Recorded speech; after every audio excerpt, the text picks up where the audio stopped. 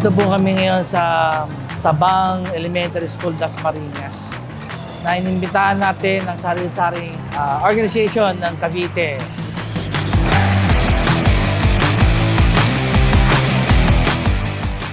Ako nga pala po si Aldo Rosaria, ang chairman ng Health and Wellness Medical Mission ng Let's Care Foundation and chairman ng Alpha Phi Omega Caravan.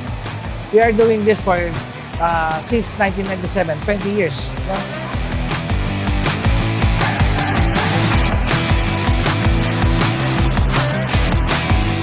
Sana magpatuloy pa po yung mga ganitong programa nyo sa bawat barangay at sa bawat lugar na nangangailangan ng ganitong serbisyo.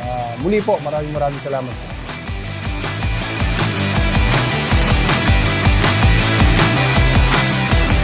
Siyempre, ipapasalamat kami sa pamunuan ng Let's Care Foundation, sa Alpha Phi Omega, sa Rotary Club. Ana Cristina R. Serio. I'm the club president of Rotary Club of Dasmariñas, Cavite.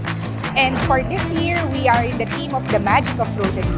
And we will still to continue living the legacy of our club by doing service above self.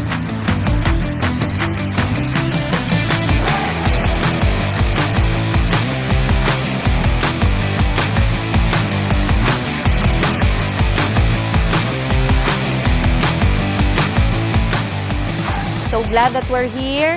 On behalf of my classmates, we would like to thank Rotary Club Tagaytay City for inviting us and being a part of this. I'm Dr. Gilbert B. De Guzman, dentist.